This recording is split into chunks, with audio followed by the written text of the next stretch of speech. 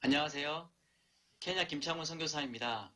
하나님께서 저희 가정을 통하여 일하시는 MK 사역을 소개하고 나눌 수 있음에 감사합니다. 저희가 섬기고 있는 아프리카 케냐의 선교사 자녀 학교는 아프리카 선교사 자녀들의 교육을 위해 1906년에 세워졌습니다. 100년이 지난 지금은 유치원, 초, 중고등학생 약 400여 명의 학생이 있습니다. 이곳에서는 하나님의 주신 은혜도 있지만 학생 개인의 건강과 정서적인 문제, 심지어는 영적인 문제까지 발생합니다. 그래서 저와 아내 김경애 선교사가 주로 하는 사역은 한국 공동체의 연락 담당자입니다. 어느 날 미국인 상담 선생님으로부터 급하게 연락이 왔습니다.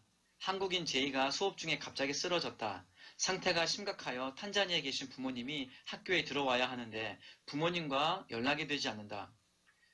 저와 아내는 선교사님에게 급히 연락을 하였고 제이의 상황을 잘 설명한 후에 탄자니아에서 케냐 학교까지 잘 오실 수 있도록 도와주었습니다. 제이 상태가 심각하여 어머니는 학교에서 아들과 함께 지낼 수밖에 없었습니다.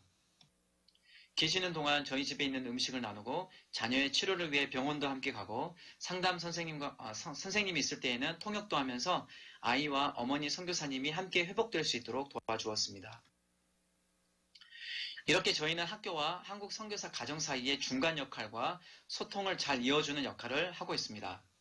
또한 한국 선교사 자녀들뿐만 아니라 아프리카나 타국에서 온 자녀들이 영적으로, 육적으로 건강하게 지낼 수 있도록 돕고 섬기는 역할을 하고 있습니다. 이 외에 정말 여러 가지 사건과 상황들이 있었지만 그때마다 하나님께서 힘과 지혜를 주셔서 주님의 은혜로 학생들을 잘 섬기고 있습니다. 우리가 하는 것이 아니라 하나님께서 종의 가정을 통해 그리고 여러분의 기도를 통해 일하고 계십니다. 김경애 선교사는 초등학생부터 중학교 2학년 학생들을 대상으로 방과 후에 한국어를 가르치고 있습니다. 엄마가 한국인, 아빠가 아프리카 사람인 모세는 한국어를 제일 열심히 배우면서 행복해하고 있습니다.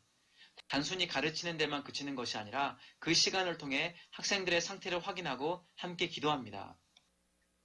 또한 김경애 선교사와 김창훈 선교사는 한국 학생들을 주기적으로 만나면서 상담이나 멘토 역할을 하고 있습니다.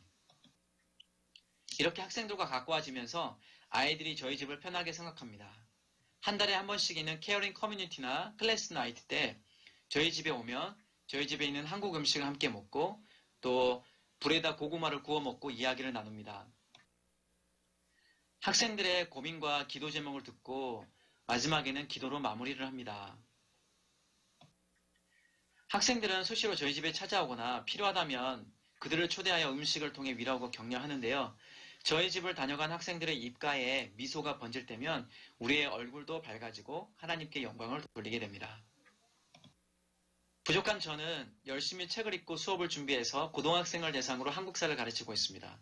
주요 수업 내용은 한국 역사이지만 이곳에서는 수업 시간에 찬양도 하고 기도도 하고 말씀도 가르칠 수 있어서 행복합니다. 이제 저는 2년째 가르치고 있는데요. 하나님께서 이 일을 허락하셨고 기뻐하신다는 확신을 갖게 됩니다. 최근에는 온라인 수업을 받고 있는 어떤 학생이 수업 시간에 받은 은혜를 이야기하였습니다. 이번 주 레슨을 통해 나는 느끼고 배운 점이 참 많다. 첫날 수업에서 우리가 하나님의 형상대로 만들어졌다는 것을 듣고 너무 은혜 받아서 그 한 구절로 묵상을 하기도 하였다. 올해 7월 온라인 졸업식을 앞두고 아프리카 차드에서 한 통의 편지가 왔습니다. 선생님, 목사님, 알부에 있는 기간 동안 항상 저희를 챙겨주셔서 정말로 감사해요. 학교에서 귀한 한국 음식도 사모님과 목사님 덕분에 먹게 되고 쉐이커 캠프도 가게 되고 한국사도 듣게 되고 한국에 대해서도 더 알게 되어 참 감사합니다. 비록 그렇게 많이 이야기를 나누지 않았지만 저희를 위한 목사님과 사모님의 사랑이 느껴졌어요. 미래에도 학교와 학생들에게 많은 영향을 미칠 것을 믿습니다. 다시 한번 감사해요. 사랑해요. 박철희 드림. 한국어가 익숙하지 않았던 철희의 따뜻한 편지에 하나님께 감사와 찬양을 올리게 되었습니다. 올해 3월 11일 교내에서 선교사들의 긴급회의가 열렸습니다.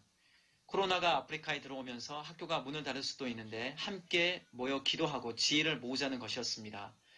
결국 학교는 학사 일정을 일찍 마무리하고 3월 14일과 15일 학생들을 집에 보내기로 결정하였습니다. 어떤 이들은 비행기를 타고 어떤 이들은 버스를 타고 가방과 마스크를 챙기고 급하게 집으로 돌아갔습니다. 집으로 급하게 떠나는 학생, 안타까움 속에 이들을 보내는 선교사들의 마음이 모두 힘들어 보였습니다. 며칠 후 케냐 정부는 케냐 전체 학교를 닫고 3월 26일에 국제공항 노선을 중지하기로 결정하였습니다. 저희 가정은 셋째 출산을 위해 3월 25일 한국에 들어와서 5월 19일 셋째 노아를 건강하게 출산하게 되었습니다. 지난 학교와 이번 학기는 학교가 오픈할 수 없어서 온라인으로 사역하고 있는데 모든 것이 하나님의 은혜입니다.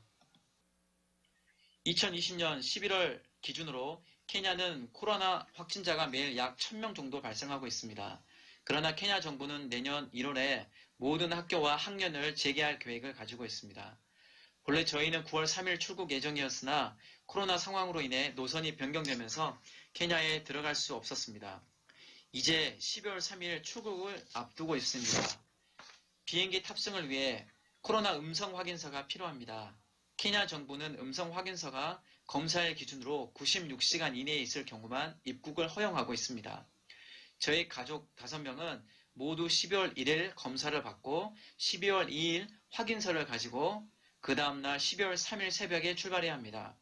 그러나 비행기가 결항되거나 연착될 경우는 케냐로 입국할 수가 없습니다. 그래서 함께 기도해 주십시오. 12월 3일 비행기가 결항되지 않고 출국이 순조롭게 이루어지게 하소서. 오랜 이동 경로 동안 가족 모두 코로나에 감염되지 않고 사역지까지 안전하게 도착하게 하소서. 앞으로의 사역 위에 성령의 기름을 부어주소서. 우리의 모든 생명과 호흡은 주님의 것입니다. 모든 것을 주관하시고 역사하시는 하나님을 찬양합니다. 감사합니다. 기도하겠습니다. 하나님 감사합니다. 우리에게 또 하루를 시작할 수 있는 은혜를 주신 것, 우리에게 생명과 호흡을 주신 것 감사합니다. 하나님, 마스크를 의지하는 인생이 아니라 하나님의 말씀을 의지하는 인생으로 우리를 불러주신 것 감사합니다. 하나님, 우리를 죄악에서 구원하여 주시고 하나님 자녀 삼아 주시고 하나님을 아바 아버지라 부를 수 있는 은혜 주신 것 감사합니다. 하나님, 오늘 첫 시간 이 특별 새벽 기도를 주님 앞에 올려드립니다. 이 자리에 앉아 계시는 성도님들 한 분 한 분을 기억하여 주십시오.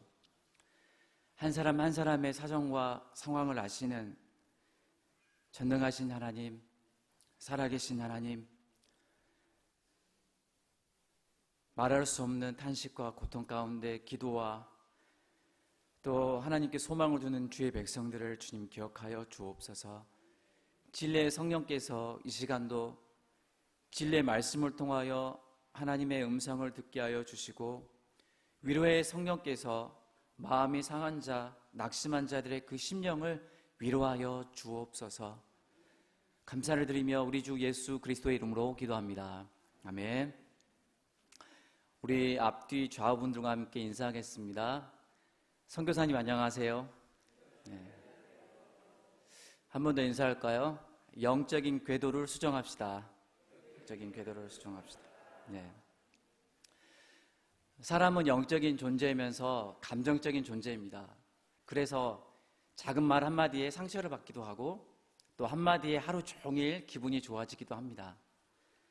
최근 우리 사회의 모습을 보면 감사와 평안의 감정보다는 불안과 분노의 감정이 더 많다는 것을 우리 스스로가 느끼고 있습니다. 지난 8월 서울대학교 보건대학교 연구팀이 전국의 성인 남녀 2,000명을 대상으로 코로나19와 사회적 건강이라는 그 제목을 가지고 설문조사를 한 적이 있습니다. 8월 말에서부터 9월까지 사람의 마음이 어떻게 변화가 있는지를 추적해 봤더니 그 마음 상태가 처음에는 불안해서 그리고 분노로 그리고 공포로 그 마음 상태가 변화되고 있다는 것을 발표한 적이 있습니다. 세계적인 팬데믹을 겪고 있는 이런 상황 가운데 이런 감정이 찾아오는 것은 당연한 일일 줄 모릅니다. 우리가 겪고 있는 이 순간 그리고 앞으로 우리가 겪어야 될 많은 일들은 사실 우리가 예측하지 못한 상황 속에서 이런 감정이 찾아온다는 것입니다. 오늘 본문에서도 전혀 앞날에 대해서 예측할 수 없는 상황, 그런데 그 상황이 내 주변에 일어난 사람들을 소개하고 있습니다. 불안과 초조와 공포 속에서 예수님의 말씀을 듣고 있는 제자들입니다. 3년의 시간을 헌신하여 주를 따랐는데 예수님께서 십자가에 죽으시고 부활한 사실, 근데 부활하기 전에 특별히 예수님이 죽었던 그 사실들이 제자들을 당황하게 만들었습니다. 예수님께서 제자들에게 분명하게 죽으심과 부활에 대해서 여러 차례 말씀했음에도 불구하고 실제로 그런 일이 자기의 삶 가운데 일어났을 때는 어떤 이들은 집으로 돌아갔고 어떤 이는 의심하였고 어떤 이는 예수님을 부인하였습니다. 예수님의 부활 소식을 듣고 나서 오히려 기뻐하고 감사하고 평안이 밀려와야 되는데 그러기보다는 오히려 불안하고 초조하기만 하였습니다. 이러한 제자들에게 예수님은 나타나셨습니다. 불안하고 떨고 있는 제자들에게 오셔서 샬롬, 평안하냐, 그리고 인사를 나누시고 함께 떡을 나누셨습니다. 부활하신 후 40일 동안 더 계시면서 하나님 나라가 무엇인지에 대해서도 자세히 설명해 주었습니다. 이처럼 예수님께서는 불안과 염려 가운데 있는 그 제자들에게만 나타나는 것이 아니라 오늘날 우리가 이렇게 힘든 상황을 보내고 있는 지금의 이 상황에도 우리 주님은 찾아오실 줄을 믿습니다. 때로는 말씀을 통해 찾아오시고요. 때로는 어제 설교 말씀처럼 기도와 찬송 가운데 우리 주님은 우리 가운데 찾아와 주십니다. 그래서 우리를 만져주시고 우리를 회복해 주시는 것입니다. 그러나 아이러니하게도 제자들이 예수님께 던진 질문의 내용을 보면 그렇게 예수님께서 천국 하나님 나라에 대해서 거듭 설명하고 부활하신 이후에 40일 동안 특별 강의를 했음에도 불구하고 그들이 던진 그 질문의 내용을 보면 세상 나라에 관심이 있다는 것을 알 수 있습니다. 사도행전 1장 6절 말씀 함께 읽습니다. 시작. 그들이 모였을 때에 예수께 여쭈어 이르되 주께서 이스라엘 나라를 회복하심이 이때니까 하니 예수님의 관심과 제자들의 관심이 전혀 다르다는 것을 알 수 있습니다. 예수님의 관심은 제자들이 성령을 받는 것입니다. 성령의 충만함을 받아서 증인이 되어 하나님 나라의 복음을 세상에 전파하는 것이었습니다. 그러나 제자들의 관심은 완전히 다릅니다. 그들에게 중요하고 피부로 와닿는 그 문제는 바로 실생활에서 느끼는 지금 우리 이스라엘 나라가 로마로부터 압제를 당하고 있는데 언제 우리나라가 해방되느냐 하는 것이었습니다.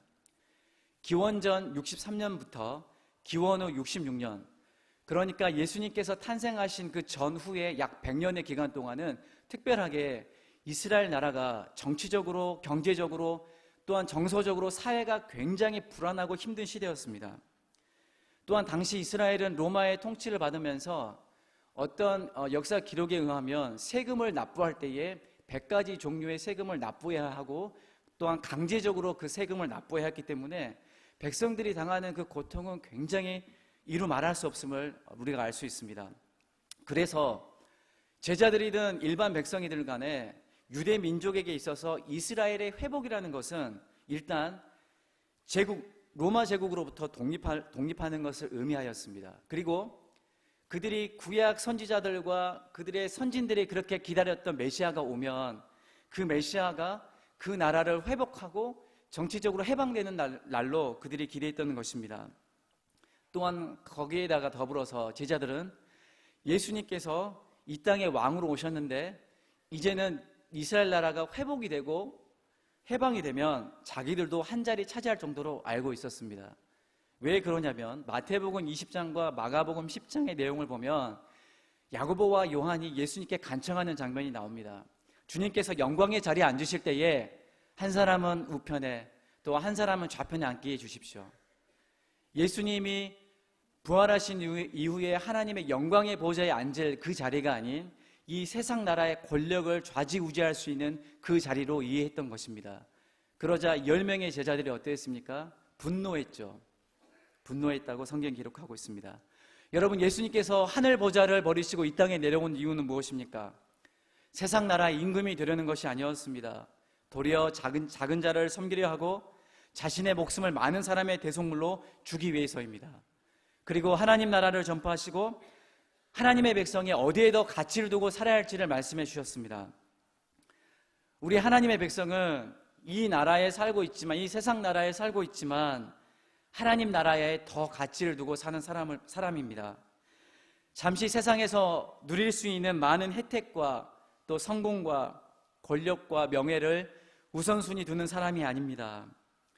세상이 몰라주고 명함이 있는 자리가 아니지만 하나님의 눈이 있는 곳에 내 눈이 있고 하나님의 마음이 있는 곳에 내 심장이 있는 것이 바로 하나님의 백성이라는 것입니다.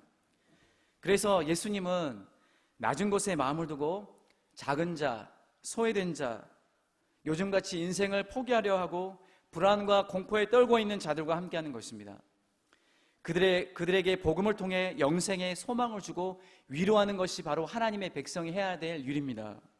더 나아가 그들의 필요를 채워주고 그들이 다시 일어설 수 있도록 옆에서 도와주는 것입니다. 그러나 예수님의 제자들은 세상 나라에 관심을 가지고 이런 질문을 던졌죠. 주께서 이스라엘 나라를 회복하심이 이때니까?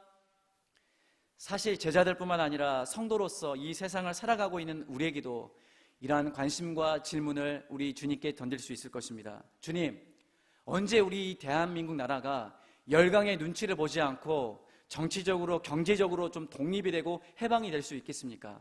주님, 성경 마태복음 24장이라든지 이런 누가복음 말씀을 보면 세계 처소에서 나라가 나라를 대적하고 기근이 일어나고 전쟁과 전염병이 창궐하고 있는데 혹시 주님께서 오늘 또는 내일 이때에 오시려고 하는 것이 아니십니까? 그러나 하나님은 이 질문에 대한 답을 주시는 데 관심이 없습니다. 때와 시기는 오직 하나님께 달려있다라고 말씀하고 있습니다.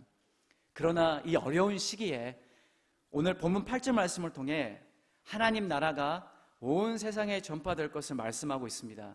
그리고 그 더불어서 우리가 성도들이 복음의 증인으로 살기를 간절히 원하십니다. 다 같이 1장 8절 말씀을 함께 읽겠습니다. 시작. 오직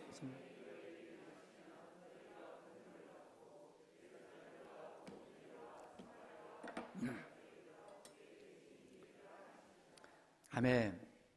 증인은 자기가 보고 듣고 경험한 사실을 증언하는, 진술하는 사람을 말합니다.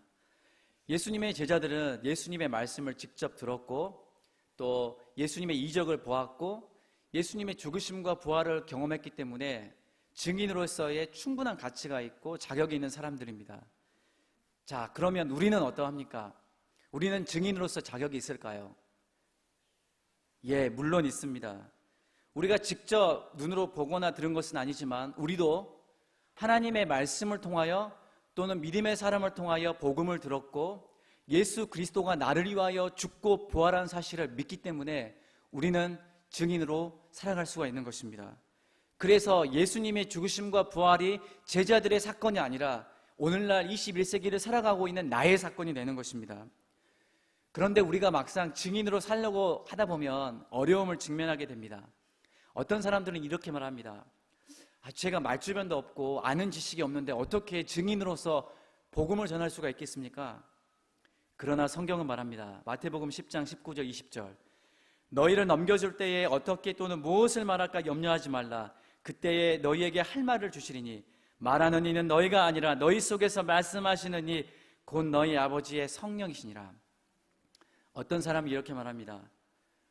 하나님께서 구원받을 사람이 이미 택정하셨고 선택하셨는데 굳이 제가 나가서 전도할 필요가 있습니까? 하나님이 직접 하신다면서요. 그러나 성경은 또 말씀합니다.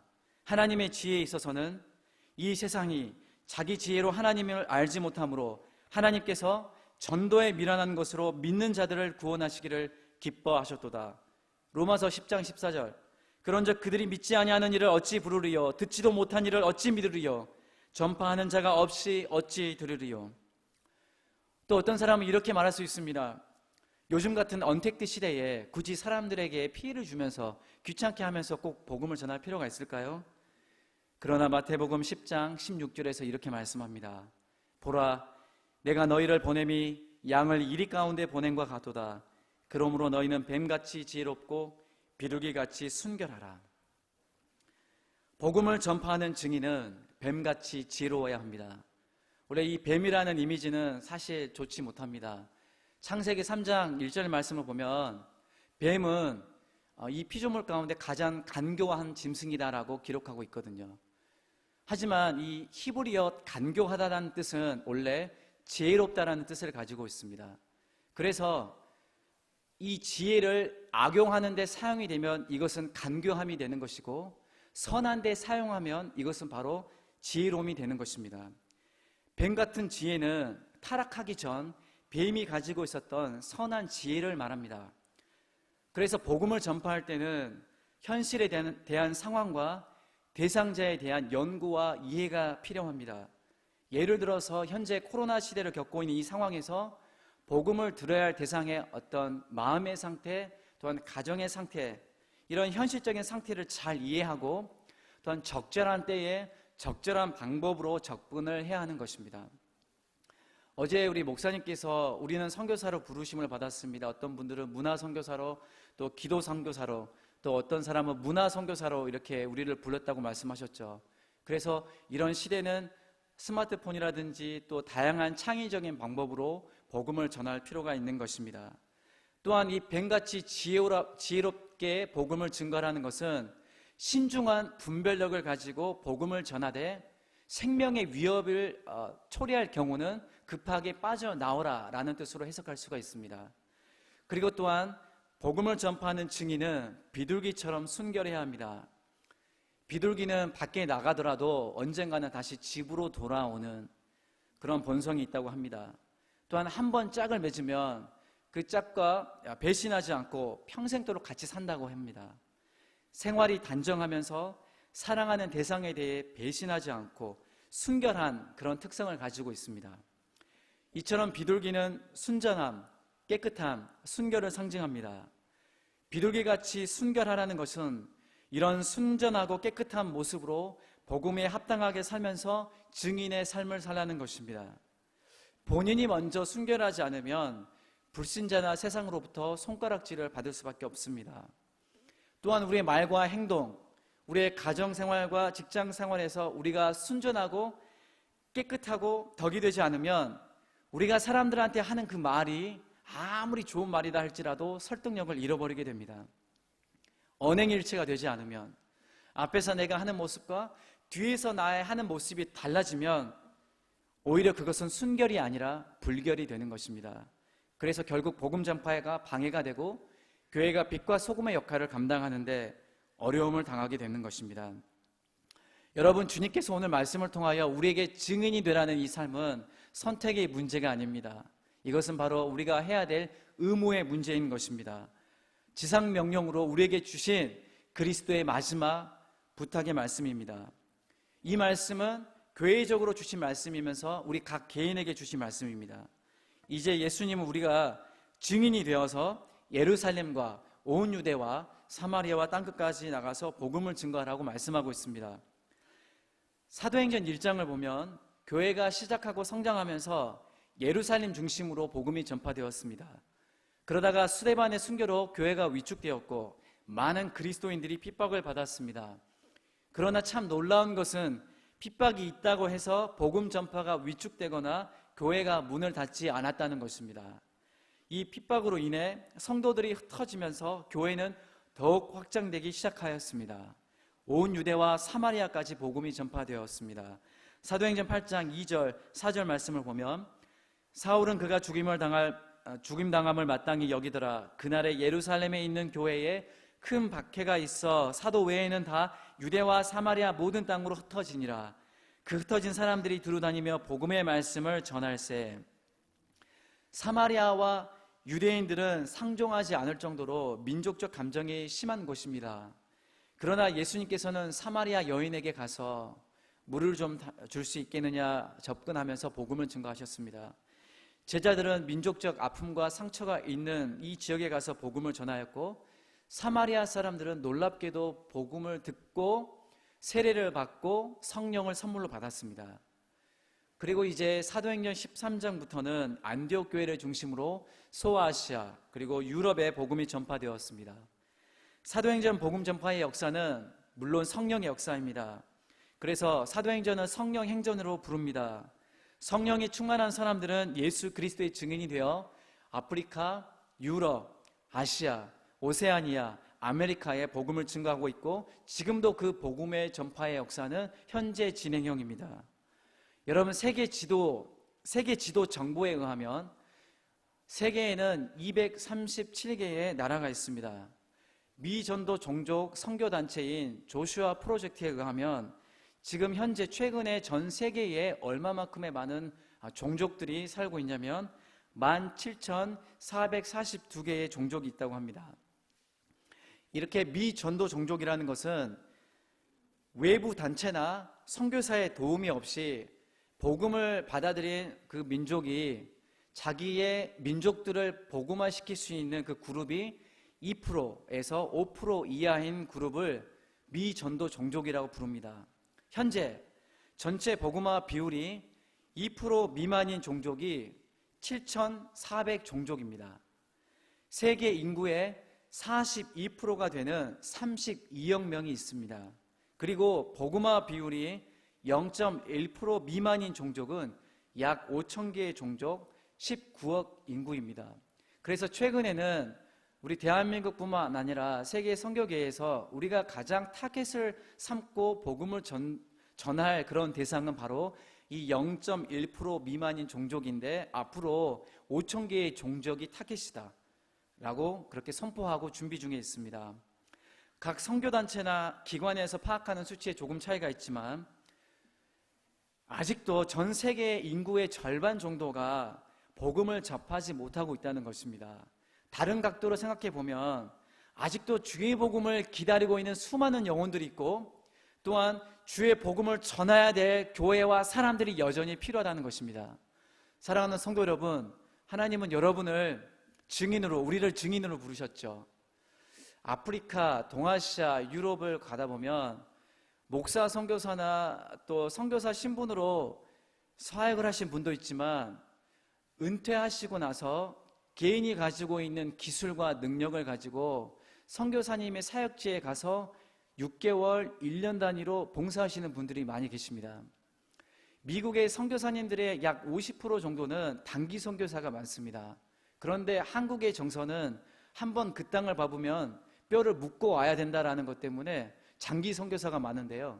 이런 단기 선교사들의 모습을 보면 그냥 설교하지 못하고 또는 세례를 못 준다 할지라도 본인들이 가지고 있는 기술로 선교사님의 사역을 도우면서 현장에서 일하시는 선교사님들이 이런 평신도 선교사님들 때문에 얼마나 힘을 얻고 있는지 모릅니다. 여러분에게 도전합니다. 은퇴 이후에 또는 지금 인생을 더욱더 의미 있고 보람되게 보내길 원하신다면 어쩌면 지금 우리 영광교회가 파송하고 있는 이런 선교사님들, 협력 선교사님들, 파송 선교사님들 그런 현장에 가서 그들을 돕는 그런 선교사로 한번 헌신해 보시길 바랍니다. 여러분 근데 아이러니하게도 대한민국 사회에도 복음을 듣지 못한 채 살아가는 사람들이 있습니다. 3년 전 영광교회 유초동부에서 이 앞에 신동아 정문에서 복음을 전파하러 나간 적이 있습니다. 그런데 어떤 아이는 부모님의 반대로 교회를 한 번도 나가지 못했고 예수님의 예자를 한 번도 들어보지 못한 아이가 있었습니다. 그런데 그 현장에서 복음을 전했을 때 이 아이가 예수님을 나의 구주로 영접하였습니다. 세계 선교계에서는 이미 선교지가 따로 없다라고 선포하였습니다. 그래서 나온 구호가 무엇이냐면 모든 곳에서 모든 곳으로입니다. From everywhere to everywhere입니다. 오늘날에는 미전도 종족이 자연재해나 내전의 그런 이유 때문에 전 세계적으로 흩어지고 있습니다. 다양한 민족과 문화가 섞이고 있습니다. 우리나라도 해외 노동자들과 더불어 타 문화권 사람들이 많이 들어와 있죠. 출산 감소와 고령화가 급격히 올라가면서 내국인의 수는 줄어들고 이제 2024년도가 되면 대한민국 사회는 다문화권에 있는 사람들이 약 5%가 되기 때문에 이 5%가 인구 비율의 5%가 되면 다문화 국가라고 하는데요. 2024년도가 되면 대한민국이 그 다문화 국가가 된다라고 전망을 하고 있습니다. 이런 관점에서 볼 때에 다양한 민족과 문화가 뒤섞여 사는 호주 또는 미국도 선교지라고 볼 수 있고 우리 대한민국 사회도 이제는 선교지가 될 수 있습니다. 따라서 선교지에 대한 우리의 생각의 유연성이 필요할 때입니다. 사도행전의 역사를 볼 때에 선교는 예루살렘 교회에서 시작되었습니다. 그러나 그곳에 유대인에게만 복음이 증거된 것은 아니었습니다. 아프리카 에티오피아 내시가 예루살렘에 예배하러 왔다가 빌립을 통해 복음을 듣고 세례를 받고 다시 아프리카에 가서 교회를 세고 복음을 전합니다. 그러니까 국내에서 해외 선교가 일어난 것이죠. 오순절 성령 강림 사건 때 예루살렘에 거주했던 사람들이 누군지 아십니까? 토종 유대인들뿐만 아니라 아프리카에서 왔던 사람, 유럽에서 왔던 사람, 아라비아 사람들이 이미 예루살렘에 이주해 와서 거주하고 있었습니다. 이미 예수님 시대에 이스라엘은 무역과 종교 활동을 통해 외국인의 왕래가 있었습니다. 모든 길은 로마로 통한다는 말이 있습니다. 당시 로마가 잘 닦아놓은 길을 통해서 복음은 효과적으로 전파될 수가 있었습니다. 하나님은 로마 제국을 통해서도 이스라엘에 들어온 상인들을 통해서도 천하 각국에서 들어온 경건한 유대인을 통해서도 복음이 땅끝까지 전파될 수 있도록 이미 준비하셨고 선교의 길을 여셨던 것입니다. 이처럼 하나님이 선교의 모든 것을 준비하셨지만 그러나 하나님은 결국 교회를 통해 그리고 사람을 통해 그 일을 하십니다. 그리고 궁극적으로 이 선교를 할 수 있도록 돕고 능력을 주시는 분은 성령 하나님이십니다. 오직 성령입니다. 오직 성령이 임하셔서 제자들이 권능을 받았습니다. 그런데요, 오직 성령이 임하시면 우리도 권능이 임합니다. 이 권세와 능력은 사람이 주는 것이 아니고요, 하늘로부터 내려오는 것입니다. 하나님께서 증인의 삶을 살 수 있도록 기꺼이 부어주시는 것입니다. 사랑하는 성도 여러분, 오늘 이 시간 성령을 받으십시오. 성령은 회개하고 예수 그리스도를 믿을 때 우리 안에 들어오셔서 영원토록 함께 하십니다. 예수 그리스도를 나의 구주로 믿고 영접하는 사람은 이미 성령이 내 주에 계십니다. 그러나 여러분 이거 아십니까? 모든 사람이 성령으로 다 충만한 것은 아닙니다. 그래서 예배서 5장 18절 말씀에 보면 오직 성령의 충만함을 받으라라고 명령하였습니다. 성령의 충만함을 받는다는 것은 성령의 지배를 받고 성령의 다스림을 받는 것입니다. 그래서 매 순간 어떤 팬데믹의 상황이 온다 할지라도 그 상황과 환경에 휘둘리지 않고 내 안에 계신 성령 하나님과 동행하며 사는 것입니다. 성령의 충만함을 받아야 영적인 회복이 시작되는 것입니다. 영적으로 죽은 나의 영혼이 먼저 살고 내 가정도 살아나고 교회도 살아나고 선교도 다시 살아나는 것입니다. 여러분, 시대마다 어려움들이 참 많았습니다. 저도 이런 상황을 보면서 이런 팬데믹의 상황들, 전염병의 역사에 대한 책도 보면서 관찰을 해봤는데 지금의 모습들이 지금 새롭게 등장한 그런 사건들이 아니라는 것을 발견했어요. 이미 중세시대에도 있었고 또 홍콩에도 있었고 최근에도 또 여러 사건들이 있었고, 여러분 시대마다 우리는 앞으로도 어려움을 당할 겁니다. 근데 시대마다 어려움이 있지만요, 성령의 충만함을 받은 사람은 그 어려움을 어떻게 이겨내는지 아십니까? 바로 성령의 감동함을 받아 잘 극복할 수가 있습니다. 여러분, 요셉은요 성령에 감동된 사람이었습니다. 구약 신약의 역사적인 사건을 통해서도 그때 그 당시 얼마나 많은 힘든 사건들이 있는지 모릅니다. 기근이 있었고 재난이 있었고 또 수많은 사람들이 죽어갔거든요. 창세기 41장 38절 말씀을 보면요, 바로가 그의 신하들에게 이르되 이와 같이 하나님의 영에 감동된 사람을 우리가 어찌 찾을 수 있으리요 하고, 여러분 이집트와 이스라엘 국가에 큰 기근이 와서 국가적 재난과 위기를 당했을 때에 하나님의 성령에 감동된 요셉을 통하여 하나님은 가족과 또한 그 나라를 살리셨습니다. 여호수아는 어떻습니까? 여호수아는 하나님의 영이 머무는 사람이라고 성경이 말합니다. 즉 성령의 사람이었습니다. 민수기 27장 18절 말씀, 여호와께서 모세에게 이르시되 눈의 아들 여호수아는 그 안에 영이 머무는 자니 너는 데려다가 그에게 안수하고, 여호수아는 모세의 뒤를 이어서 그 백성들을 가나안 땅으로 인도하는 지도자가 되었습니다. 주야로 하나님의 말씀을 성령의 충만함 가운데 묵상하면서 백성들을 바른 길로 인도하였습니다. 여러분, 신약에 나오는 스데반은 성령의 충만함으로 복음을 전파하였고, 예수님을 핍박했던 사도 바울은 성령의 충만함을 받아 온 열방을 향하여 복음을 전하였습니다. 이렇게 구약과 신약, 그리고 지금도 하나님께 쓰임받아 개인과 가정과 공동체, 더 나아가 민족을 살렸던 사람들의 특징은 하나님의 영에 감동된 사람, 성령에 충만한 사람들이라는 것입니다. 그런데 하나님은 우리가 성령 충만을 위해 기도하면 부어주시겠다, 그렇게 약속하였습니다. 누가복음 11장 13절 말씀 함께 읽겠습니다. 시작.